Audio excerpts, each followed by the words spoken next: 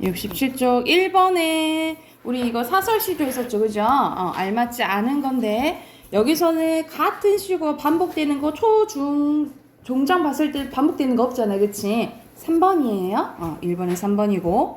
자, 2번에 알맞지 않은 거 보면은 여기서는 보기에서는 사설시조에 대한 설명 나오잖아요. 특히 평민들의 일상생활을 많이 이제 표현했는데 사회 문제나 권력층에 대한 풍자 내용도 많았다라는 거죠. 근데 이걸 기반해서 봤을 때 알맞지 않은 것은 4번이죠. 거짓이 난무하는 게 아니라 이 사람들은 뭐 두꺼비는 약간 거짓이 난무하는 게 아니라 얘네들이 횡포하고 아무렇지도 않게 표현하는 이런 것을 의미하는 거죠. 그치? 이게 아니죠. 그리고 3번에 시조가 이제 나와 있는데 내용 보면은 참새야 어디서 오가며 나느냐 1년 농사는 아랑곳하지 않고 늙은 호라비가 홀로 갈고 맸는데 벼며 기장을 다 없앤다 라는 거죠. 그러니까 농사하는 것을 방해하는 대상이 뭔가 지금? 참새인 거지, 그치? 비판 대상인 거예요. 여기서는 알맞지 않은 것은 3번이죠. 피멍드는 것은 그 두꺼비가 다치는 거잖아, 그치? 이거랑 벼의 기장 없애는 것은 다르죠. 전혀 다르죠, 그쵸? 그리고 4번에 서로 다른 모습을 보여줘요. 그럼 이 서로 다른 모습을 얘기를 해주는 거야. 얘는 어떤 모습을 보여? 약한 자한테는 강하고 강한 자한테는 약한 모습을 보여주는 거지, 그치? 그래서 이러한 비굴한 면모를 풍자하는 거라 보시면 돼요. 그래서 뭐라 쓰시면 되냐면 작가는 두꺼비가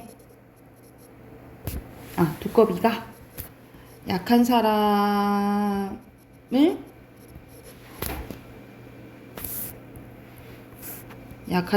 괴롭히고 강한 사람한테는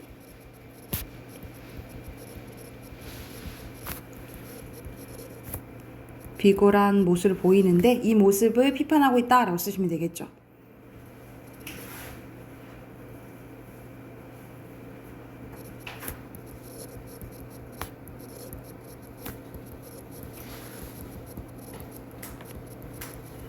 이렇게 뭐 쓰시면 되겠죠. 그래서 약육강식의 모습을 비판하고 있다. 이런 식으로 쓰시면 되겠죠.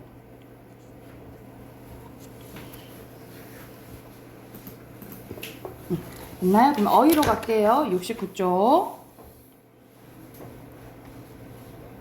자, 69쪽 보면은 어떻게 인지 표시하시면 되냐면 이렇게 표시하시면 돼요. 그리고 2번에 탐관오리, 3번에 약육강식, 그리고 4번에 허장성세, 5번에 가렴주구예요. 그리고 6번에 내닦기, 그리고 7번에 자빠졌다. 쓰시면 되겠죠.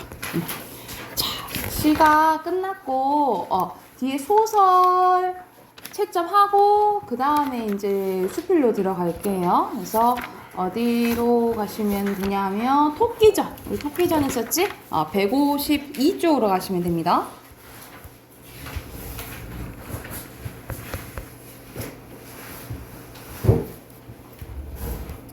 자, 1번에 여기서 내용 일치 문제네. 알맞지 않은 것은 3번이고요. 토끼 목숨 보여줬어요? 전혀 아니고 오히려 데리고 가서 이제 바치려고 한 거지, 그치? 그리고 2번에 알맞지 않은 것은 5번이고요. 여기서 공은 누가 별주부가 자신의 공을 세우려고 한 거잖아, 그치? 오히려 갈등은 이제 유발하는 거죠, 그쵸? 그리고 3번에 적절한 것은 정신만 차리면 솟아난 구멍은 있다라는 거죠. 4번이고. 그리고 4번에 적절한 것은 여기서는 용왕의 횡포인 거잖아요. 그렇죠? 2번이죠. 4번이 2번이에요. 155쪽. 보면은 1번에 감언이설, 2번에 만리장파, 3번에 부귀영화, 그리고 4번에 부정부패예요. 그리고 5번은 순서대로 기역, 디귿, 니은, 리을.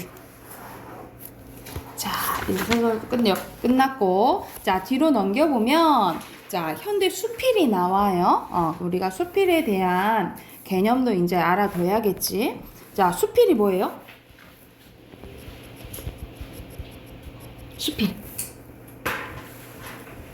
수필의 대표적인 예시를 들자면 뭐를 두시냐면 일기가 수필이거든요. 그러면 일기는 자신을 뭐 쓴 거야? 자신의 경험, 일을 쓴 거지, 그치? 그래서 수필은 뭐라 생각하면 되냐면 자신의 경험을 자유롭게 쓴 글이라고 보시면 돼요. 자유롭게 쓴 글이라고 보면 되는데, 그러면은 자유롭게 쓴다라는 것은 형식이 있다 없다? 형식이 없다라고 보면 되겠죠. 그래서 수필은 이제 특징들이 이제 되게 중요한데, 선생님 방금 얘기했잖아. 형식이 있다고 없다고? 없다고. 그래서 무형식이라고 보면 되는데, 그런데 다 없는 것은 아니에요. 예외가 있는데, 우리가 편지글과 요리 여행 갔다 와서 쓴 거 기행문 있죠. 기행문은 약간의 형식이 있거든요. 우리가 편지 시작할 때 어떻게 시작해? 안녕, 잘 지내니? 이런 식으로 시작하잖아. 그치? 그리고 편지를 쓴 이유가 있겠죠. 그쵸? 그래서 첫 인사를 뭐라 하냐면 서두라고 하고, 그리고 하고 싶은 말을 사연, 그리고 끝 인사를 결미라고 해요. 그래서 편지글은 이렇게 약간의 형식이 있다라고 보시면 되고요. 기행문은 선생님이 여행 갔다 쓴 글이라 했잖아요. 그치? 그럼 내가 어디 갔다 왔다라는 걸 써야겠죠. 내가 예를 들어 서울, 대전, 대구, 부산 다 찍었어. 그치? 그럼 여기를 이렇게 갔다 왔다라고 쓰는 것을 장소를 얘기하는 걸 뭐라 그럴까? 장소.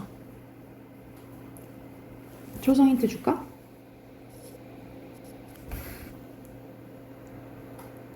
뭐랄까요? 인즉.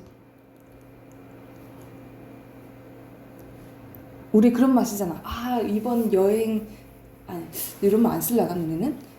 뭐가 이게 고됐다 이렇게 얘기하잖아요. 오케이, 여정. 그리고 거기서 보고 들은 거. 우리 한자로 해봐. 볼.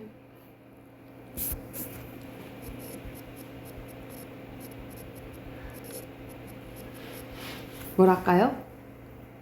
민준아, 읽을 수 있겠어?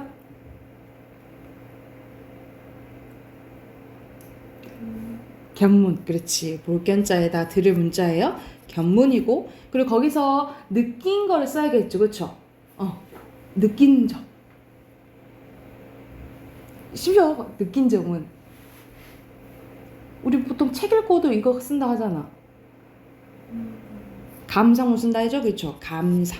그래서 기행문은 이렇게 세 가지 여정, 견문, 감상이 있어야 된다라고 보시면 돼요. 자, 또 다시 한번 수필의 특징 가볼게.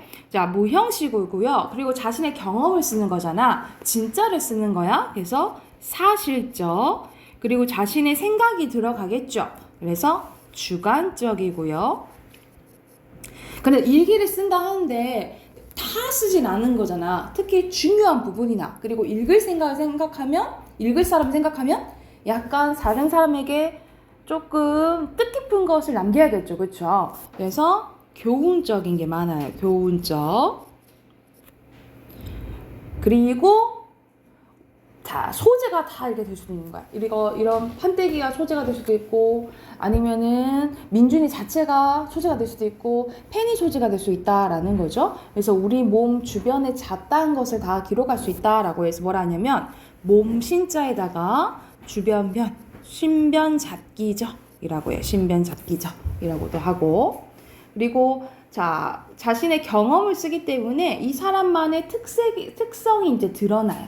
그래서 뭐라 하냐면 개성적 이렇게 얘기하기도 하고. 또 뭐가 빠졌을까? 우리 아까 쓴 대표적인 게 일기라 했잖아. 일기 전문가 따로 있을까?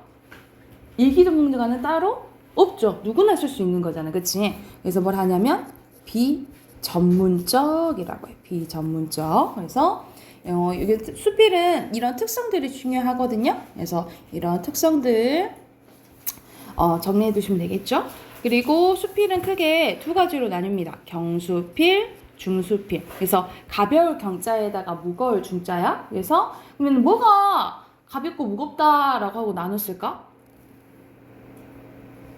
뭐가 가볍고 무거운 걸까? 약간 다루는 주제가 그러겠죠. 그쵸? 그래서 경수필의 대표적인 건 일기기, 아까 말했던 뭐 편지글, 또는 뭐 기행문, 뭐 독서감상문 이런 것들이 경수필이고요.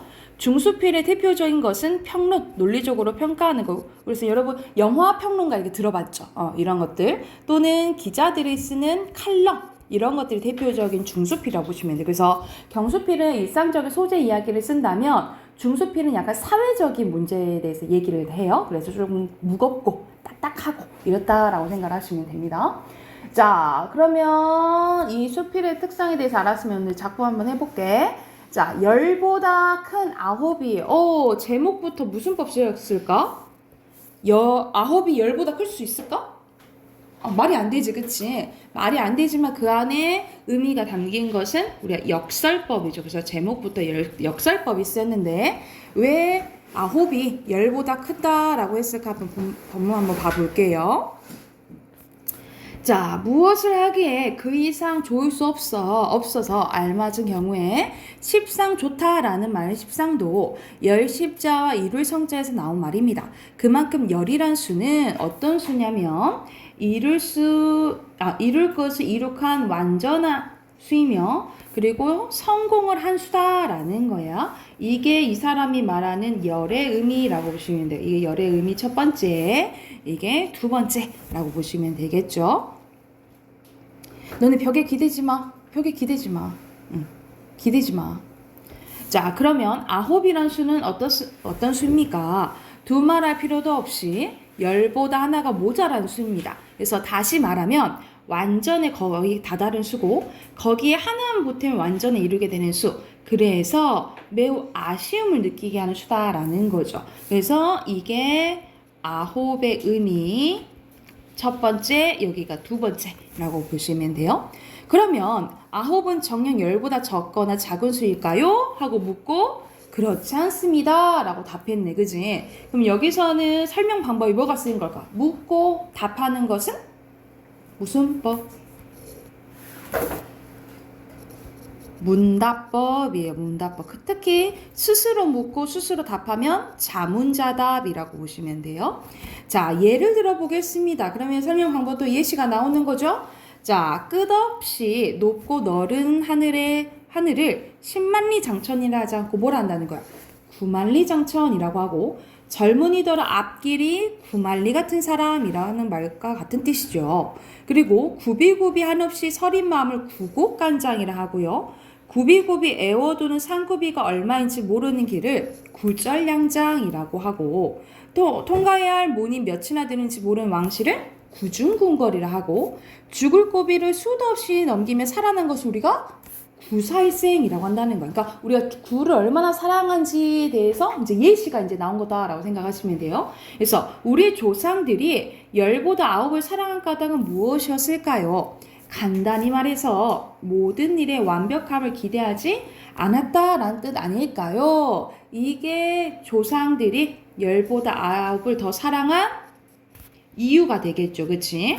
자, 다시 말하면 이 세상에 완전한 것은 없다는 사실을 우리의 선조들은 아주 오랜 옛날부터 익히 알고 있었다는 것입니다. 그래서 여기서는 원래 우리 선조들은 이 주어잖아. 그치? 앞으로 와야 되죠. 그쵸? 여기서는 주어랑 목적어가 바뀌었네. 그죠? 그래서 어순이 바뀐 여기서는 도치법이 쓰였다라고 보시면 돼요. 도치법을 통해서 이제 강조하는 거야. 모든 기록이 반드시 깨어지기 마련인 것은 그 기록을 이룩한 것이 인간이기 때문입니다. 인간은 저마다 무한한 가능성을 타고난 사실과 아울러서 이 세상에 완전한 인간은 결코 어디에도 있을 수 없다는 사실 또한 그 스스로가 증명해주는 존재이기도 한다라는 거죠. 그래서 열이란 수가 넘치지도 않고 모자라지도 않고 또 조금도 여유가 없이 꽉 찬 수라는 거죠. 이게 앞에서 말한 의미와 연달아서 열의 의미 세 번째라고 보시면 되고요. 그래서 다음도 없고 다음도 없이 아주 끝나버린 수란 점에서 이런 수란 이게 의미 네 번째. 자, 이런 점에서 아홉은 어떤 수냐면 열보다 많고 열보다 크고 열보다 높고 열보다 깊고 열보다 넓고 열보다 멀고 열보다 긴 수다라는 거야. 이게 아홉의 의미 세 번째라고 보시면 되고, 근데 여기서는 계속 뭐가 반복되죠. 열보다 많고 열보다 크고 열보다 높고 열보다 깊고 열보다 넓고 열보다 멀고 이런 식으로 해서 열보다 뭐하고 비슷한 문장 구조가 반복되지, 그치? 그러니까는 반복법도 될 수도 있지만 크게 보면 뭐 대구법도 될 수가 있겠죠. 비슷한 문장 구조 반복되니까. 그리고 뭐뭐 하고 나열되죠. 나열되면 열거법도 쓰여요. 그래서 여기서는 반복법이랑 열거법 쓰였다라고 보시면 되고, 그리하여 다음 또 그 다음 그도 아니면 그 다음을 바라볼 수 있는 어떤 수라는 거야? 미래의 꿈과 그 가능성의 수다라는 거죠. 아홉이라는 게 이게 아홉의 의미 네 번째가 되겠어요. 슬기롭고 끈기 있는 우리의 선조들에게 일찍부터 열보다 10배도 넘는 사랑을 담뿍 받아왔다라는 거예요. 그래서 자, 하물며 여러분은 지금 한창 자라고 한창 배우고 한창 놀아야 중학생이라는 거죠. 여러분은 지금 무엇 한 가지도 완벽할 수도 없고 항상 어딘가가 부족하고 어설픈 것이 오히려 정상이다라는 거야. 이게 뭐와 비슷한 점? 중학생과 여기 앞에서 말한 아홉의 공통점이라고 보시면 돼요.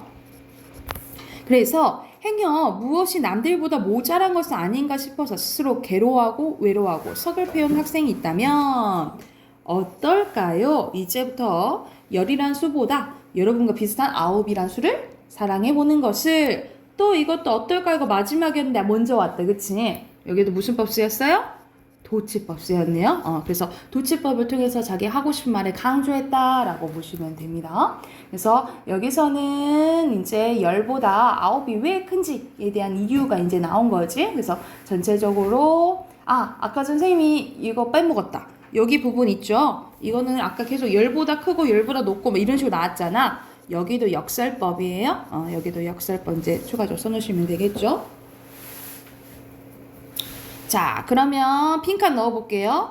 여기선 당연히 열과 아홉에 대해서 이제 나오고 각각 문단별로 표현 방법 정리되어 있네요. 문답법, 다문단은 문답법이랑 예시 들었죠. 예시. 그리고 도치법, 반복법, 열거법, 역설법 이렇게 쓰였다라고 보시면 되고, 그리고 옆에는 전반부와 후반부 정리되어 있는데 전반부는 열과 아홉에 대해서 의미 탐구하고 삶에 적용해서 중학생인 여러분한테 아홉이란 걸 좀 더 생각해 봐라 라는 것을 제안한 수필이라고 보시면 됩니다.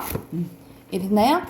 그러면 여기 159쪽까지 내일까지 풀어 오시고 비문학 꺼내 봅시다.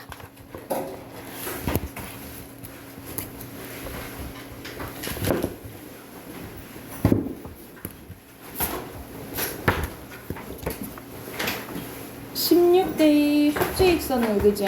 바로 본문 보면 되겠지?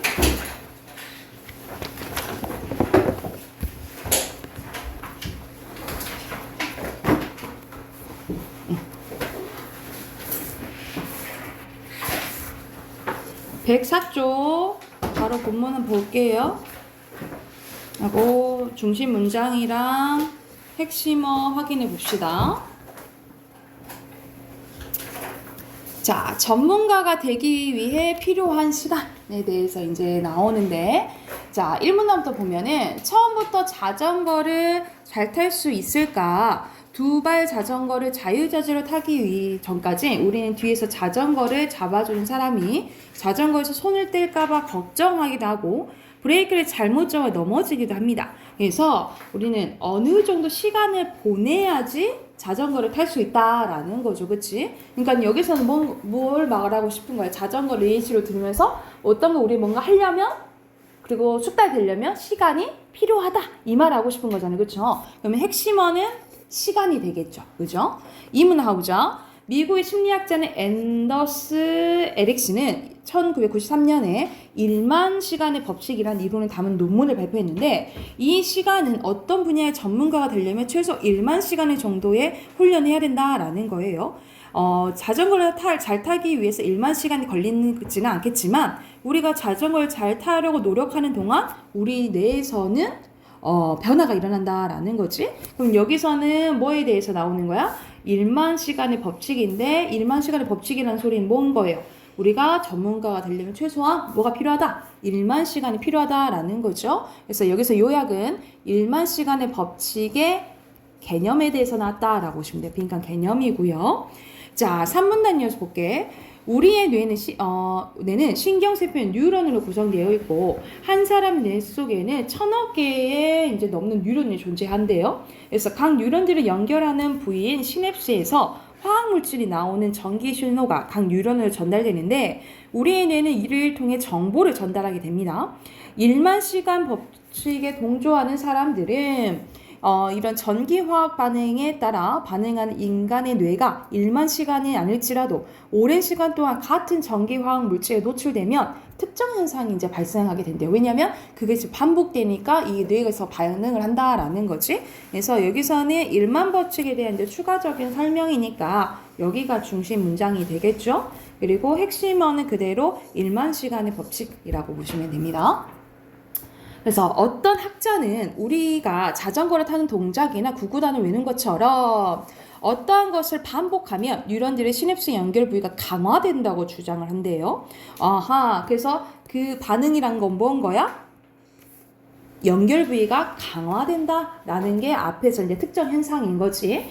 또 다른 학자는 또 뭐라고 하냐면 어떤 것을 반복하면 뉴런들 사이에 신호를 전달하는 미엘린이 반복적인 학습의 결과로 두꺼워진다라고 얘기한대요. 그러니까는 여기서는 한 사람은 이제 연결부가 강화된다 얘기하고 어떤 한 사람은 뭐라고 얘기한다라는 거야?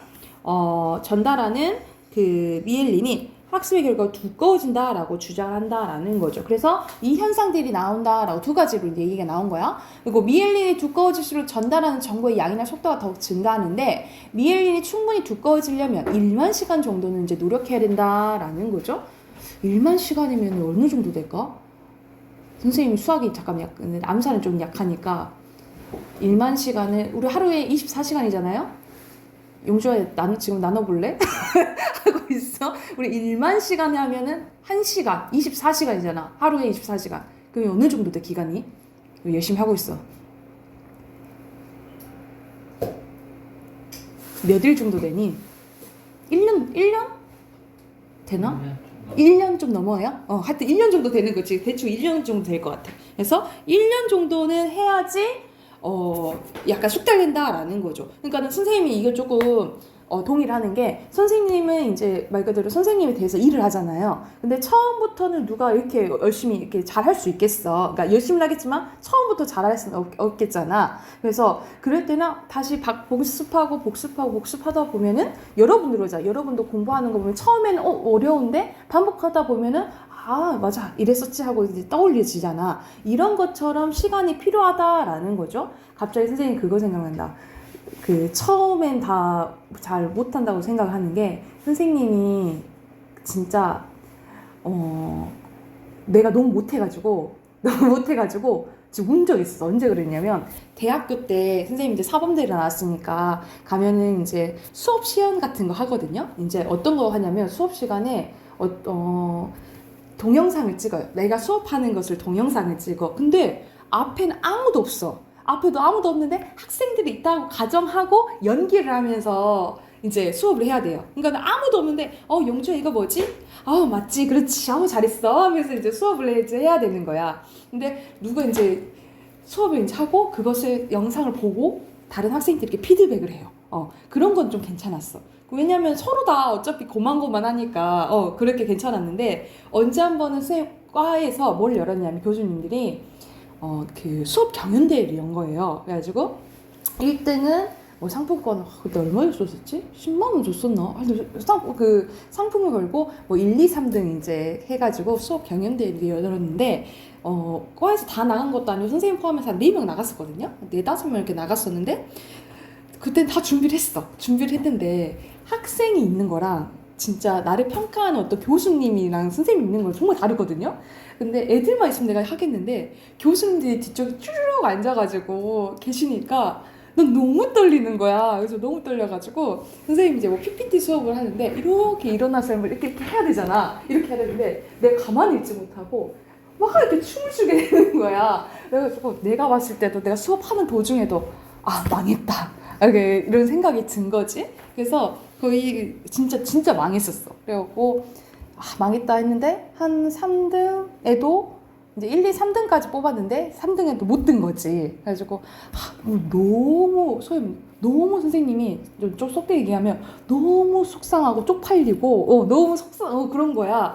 그래가지고 이제 그 과 모임이었으니까 끝나고 이제 다시 선생님들 교수님들이랑 학생들이랑 식사하러 가자고 밥 먹으러 가자고 이제 하는데 선생님이 이제 화장실을 갔는데 너무 창피한 거야. 그래가지고 선생님 화장실에서 혼자 처음에 울었잖아. 난 너무 이제 자존심도 상하고 해가지고 막 울었어. 울고 그걸 선생님 그 교수님 한 교수님이 본 거야. 그래가지고 아니 잘했다고 그렇게 할 필요가 없다고 그러면서 성장하는 거라고 얘기를 해주시니까 그나마 조금 괜찮아졌어. 그러니까는 어떤 것들인지 여러분도 이제 그런 과정을 겪을 거 아니야. 그래서 여러분도 진짜 어떻게 처음부터 잘하겠어. 근데 그런 것을 겪어야지 흔하게 성장할 수 있다라는 거예요. 그래서 여기서는 이제 반복을 해줘야 된다라는 거죠. 그렇죠? 그래서 마지막 가볼게. 이들의 주장에 따르면 우리가 자전거 타기를 연습하는 것처럼 반복적으로 학습을 하고 훈련을 하는 동안 우리의 뇌 안에서는 전기화학 반응이 일어나며 시냅스와 미엘린이 강화됨에 따라 충분히 능숙한 실력을 갖추게 된다라는 거죠. 그래서 우리가 어떤 분야의 전문가가 되려면 그만큼 오랜 시간을 투자해야 된다라는 거예요. 그래야지 뇌가 단련이 된다 이 말을 하고 싶은 거야. 그래서 여기서는 1만 시간의 법칙의 타당성에 대해서 마지막 얘기했다라고 보시면 됩니다. 그러면 답 확인해볼게. 1번에 1만 시간의 법칙이죠. 1만 시간의 법칙이고 2번에 알맞지 않은 거 봐보자. 여기서는 각 1번에 사례 나오고요. 뒷받침하는 주장들 각각 학자들의 주장 나오잖아. 그치? 근데 알맞지 않은 거 새로운 이론 나와요? 아니죠. 3번이고요. 그리고 3번의 순서대로 어떤 학자는 반복적인 학습 결과로 뭐가 미엘린의 두께가 두꺼워지면 전달하는 정보의 양이나 속도가 증가된다라는 거죠. 그러니까는 여러분들이 반복하면 느껴질 거예요. 예를 들어서 어떤 거에 대해서 공부하는데 2시간이 걸리는데 처음엔 2시간 걸리지만 점점점 이거 했었지? 1시간, 이거 30분 이렇게 선생님 같은 경우는 만약 이렇게 훑어보고 하고 그럴 수도 있다는 거지. 그치? 이런 식으로 이제 단련이 된다 이 말이에요. 그리고 4번에 알맞지 않은 것은 5번이죠. 비판받았다라는 소리 없죠. 그리고 5번에 반응으로 적절하지 않은 것은 4번이죠. 자전거를 못한 이유가 그만큼 연습하지 않았기보다는 1만 시간까지는 안 걸리는데 대표적인 예시로 든 거지. 그치? 그래서 4번이라고 보시면 됩니다. 자, 뒤에 가서 한 질문 하나 더 할게. 죄수의 딜레마입니다. 이것도 문단 표시 안 한 사람 문단 표시 하시고 총 5문단이네요. 자, 1문단 바로 보면 경제학뿐만 아니라 심리학 또는 국제 정치학 등 다양한 방면에서 상황을 설명하는 이론 가운데 죄수의 딜레마 같은 게 있다라는 거죠. 이 이론은 A와 B가 존재할 때 서로에게 협력하면 둘에게 다 이익이 되는 상황을 만들 수가 있는데 그렇지 않아 A와 B 모두가 불리해지는 상황을 설명해 준다라는 거죠. 그래서 여기서는 죄수의 딜레마에 대한 설명이 중심 문장이라고 보시면 되겠죠. 그래서 여기서는 죄수의 딜레마의 개념에 대해서 나왔다라고 보시면 돼요. 자, 서로 협력하여 범죄를 일으키는 것을 추정되는 용의자 A와 B가 있다고 가정해보자. 그래서 여기서는 이제 예시 나오는데 경찰은 두 사람을 각각 다른 방에 있게 한 후에 다음과 같은 조건을 이제 거는데 당신과 다른 용의자가 모두 범죄를 인정한다면 징역 1년을 선고받는데 다만 B가 인정하고 당신이 자백을 하면 그는 풀려날 거고 당신은 10년을 받는다 이 말이야. 그리고 또한 당신과 용의자 모두 인정하지 않는다면 3개월 받을 거다라는 거죠. 이 세 가지 경우가 있는 거예요. 그래서 여기서는 이제 가정한 거에서 허가라는 문장은 그나마 첫 번째 문장이네. 그나마 첫 번째 문장이 중심 문장이라 보시면 되고. 자, 위의 상황에서 두 명의 용의자가 서로 협력하여 죄를 인정하지 않으면 둘 다 3개월만 살면 되잖아. 그치? 그런데 상대방 믿지 못해서 쟤가 불어보라고 나는 풀려나고 나 10년 살면은 어떡하지? 이런 생각이 이제 빠지게 된다라는 거야. 그래서 서로를 배신한 A와 B는 모두 각각 1년을 선고, 자기가 인정하면 또 1년 받는다 했잖아. 그치? 이는 모두 손해를 가져온다라는 거예요. 그래서 여기서는 원래는 두 사람 다 인정을 안 해야 되는데 상대방을 믿지 못해서 손해를 가져오는 경우가 있다라고 얘기가 나오는 거야. 이러한 죄수의 딜레마를 통해 세계적인 이슈도 설명할 수 있는데 2015년 파리에서 전 세계의 195개국에 지구온난화를 일으키는 온실가스의 배출을 줄이기 위해서 파리 기후 변화 협약을 맺었는데, 그런데 2017년 전 세계에서 온실가스를 두 번째로 많이 배출하는 미국이 이 협약에서 갑자기 빠져버렸대요. 그렇지만 온실가스를 많이 배출하는 나라의 미국이 온실가스를 줄이려는 노력을 하지 않는다면 다른 나라들 굳이 이를 지키려고 하지 않을 거다라는 거. 그러니까 영향력이 큰 나라가 빠져버리면 엄청난 영향을 받는다 이 말이죠. 그래서 결국 전 세계 모든 사람들이 고통을 받게 될 것이므로 이것은 죄수의 딜레마에 빠진 상황이라 볼 수가 있다라는 거죠. 근데 사실상 나 여기서는 예시를 이렇게 들었는데 조금 난 예시가 좀 마음에 안 들어요. 조금 좀 억지인 것 같긴 해. 그래서 여기서는 이런 세계적인 이슈에도 적용해서 얘기할 수 있다라는 이제 말이 나와. 죄수의 딜레마고 핵심어는 이와 같은 딜레마 상황에 빠지지 않고 모든 사람에게 최선인 선택을 하려면 A와 B가 같은 상황에 놓였을 때 서로를 배신하지 않고 신뢰가 있어야 된다. 그러니까 여기서 이 사람이 하고 싶은 말은 뭔 거야? 서로 다 믿으면서 협력하자 이 말 하고 싶은 거죠. 그래서 서로 믿어야만 서로에게 가장 좋은 결과가 나오게 되는 거죠. 그러면 답은 10번의 답은 2번이 되겠죠. 그렇죠? 10번의 답이 2번이 되겠지. 그래서 여기서 중심 문장은 여기라고 보시면 되겠죠? 여기가 중심 문장이고 신뢰가 필요하다. 그래서 옆에도 빈칸 신뢰예요. 자, 6번 죄수의 딜레마죠? 6번 죄수의 딜레마고, 그리고 7번에 알맞지 않은 거 3번이고요. 여기서는 웅단에서는 앞에 있는 말들 정리해 준 거지, 그치? 그리고 8번에 신뢰하고 뭐 해야 돼? 힘합치 협력해야 되죠?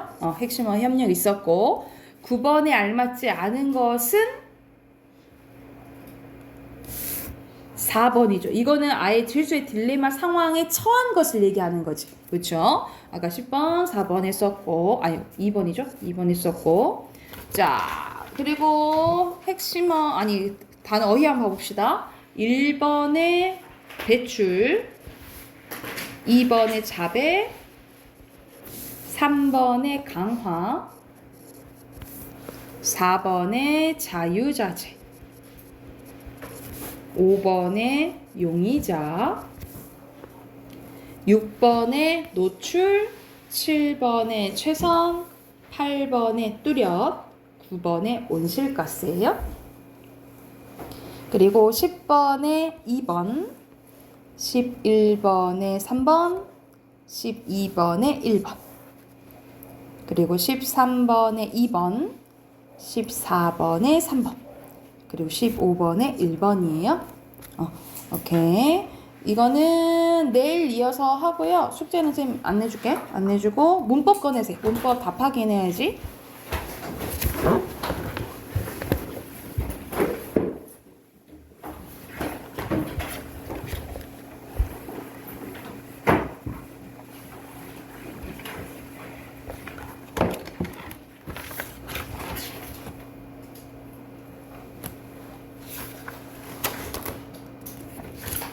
여기서부터 79쪽부터 채점하는 거 맞나요?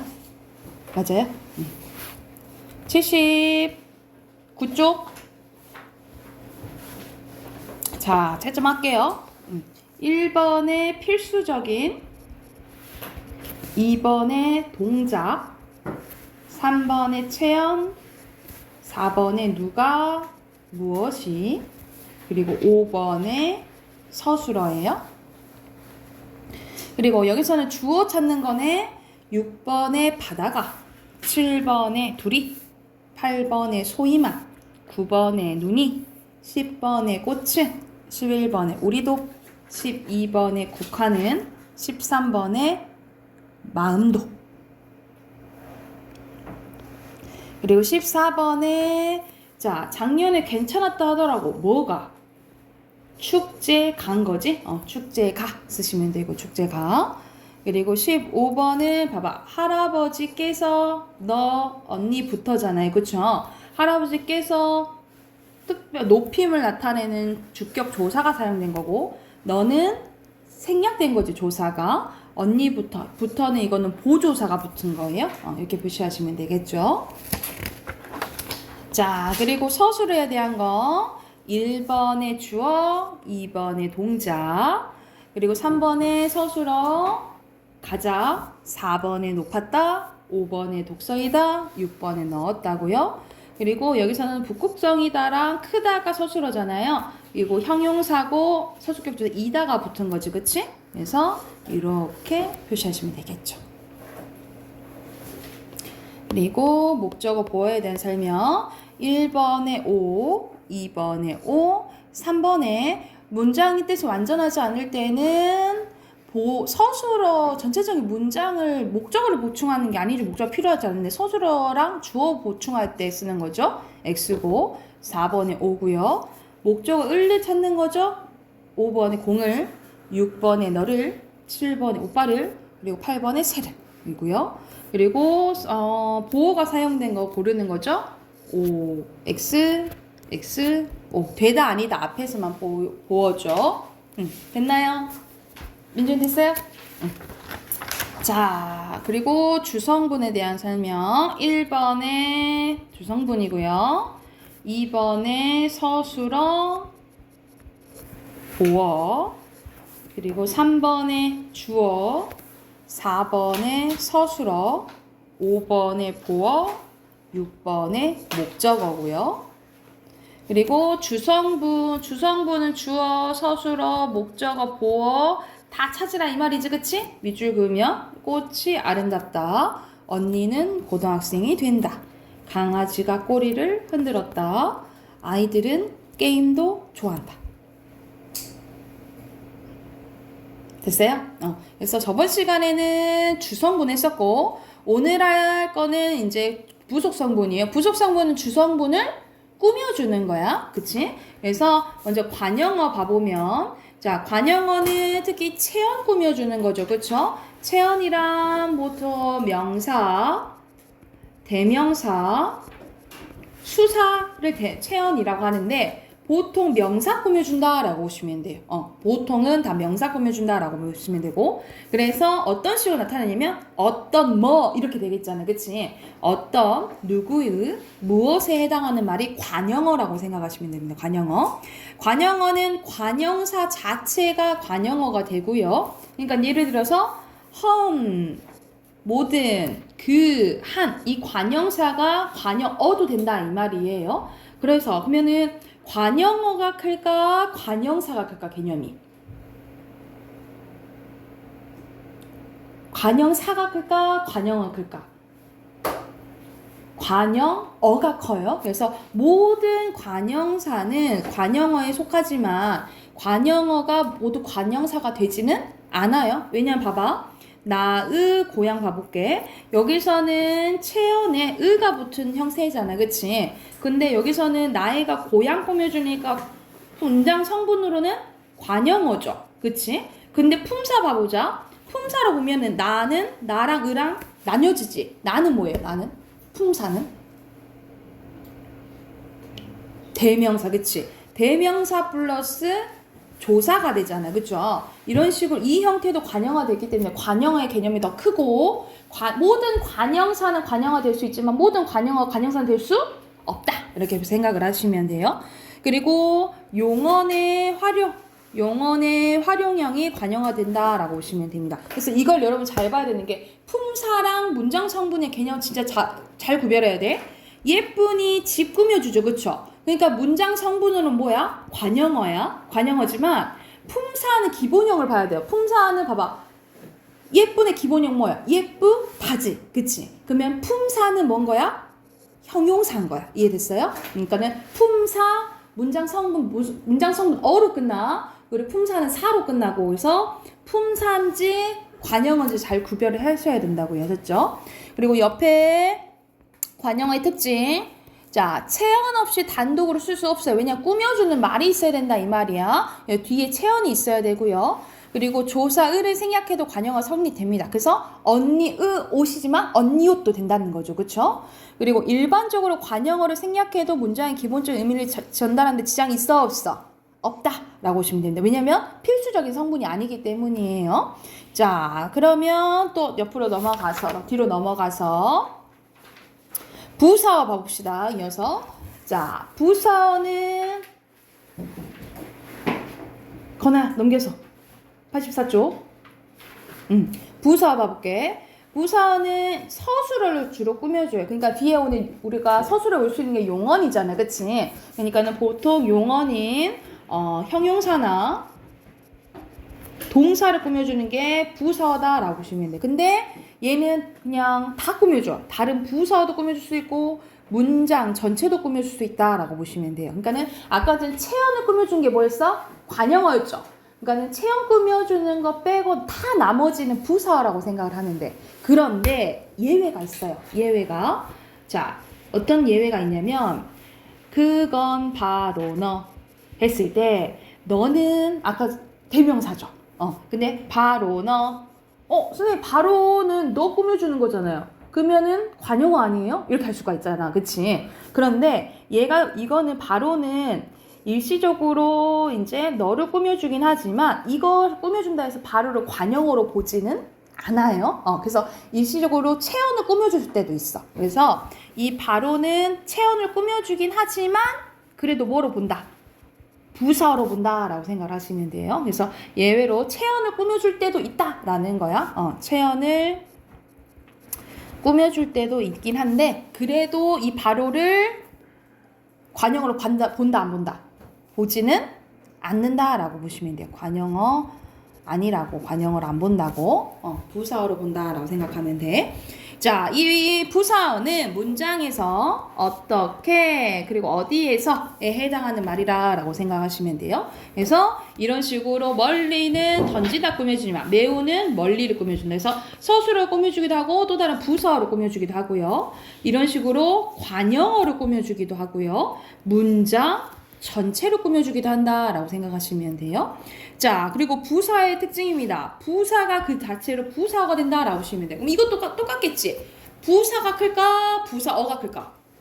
부사어가 크겠죠. 그쵸? 이렇게 생각하시면 되고, 체언에 부사를 만드는 에게, 에서, 르로 이런 조사가 붙어서 또 부사어가 돼요. 그래서 마당에서 회장으로 이런 거 다 부사어로 생각하면 돼. 그러니까 웬만하면 다 부사어로 생각하시면 돼요. 그리고 선생님 방금 그리고 이랬잖아. 접속해주는 접속 부사들도 다 부사어로 생각하면 돼. 그리고 용언을 활용하여 또 부사가 되는데 보통 개로 나타난다. 이게 도로 이렇게 이걸로 많이 나타나. 그러니까 이런 식으로 따뜻하게가 입어라 꾸며주니까 문장 성분은 부사한 거죠. 그쵸? 근데 선생님 항상 품사하는 기본형 뭐라 했어? 기본형이 뭐야? 따뜻하다지? 그러면 품사는 뭔 거예요? 형용사인 거죠. 그쵸? 이걸 잘 구별하라고. 위로 올라가서 또 부사의 특징 봐보자. 얘는 비교적 위치가 자유로워요. 관형어는 항상 어디 앞에 나타나야겠어? 관형어는 뭐 꾸며주니까? 체언 꾸며주니까 체언 앞에 나타나야 되거든요. 근데 얘는 비교적 자유롭다. 관형어보다는 자유롭다라고 보시면 되고, 그리고 생략해도 얘도 일부 지장은 없으나 일부 부사는 생략되는 문장이 성립되지 않는 경우가 있어요. 그러니까 예를 들어서 봐보자. 자, 이것은 아주 새 책이다. 이것은 새 책이다. 이건 가능하다 이 말이야. 그런데 내 친구는 생겼다. 이러면 부족하잖아. 그치? 뭐가 필요해?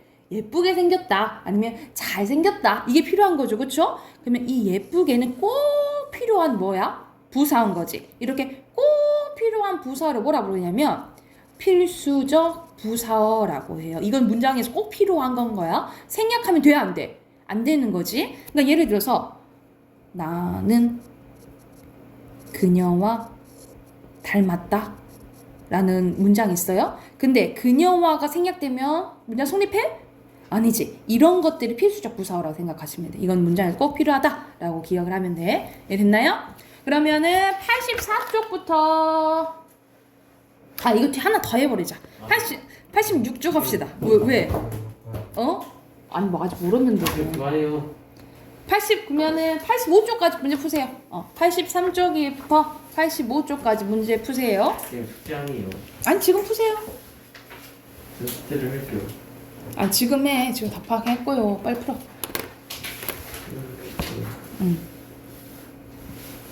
빨리 풀고 답하게 하면 빨리 끝날 거 아시오. 어차피 저 이제는 남았으면 이거 시험 가야 되는데. 그럼 얼른 보고 가면 되지.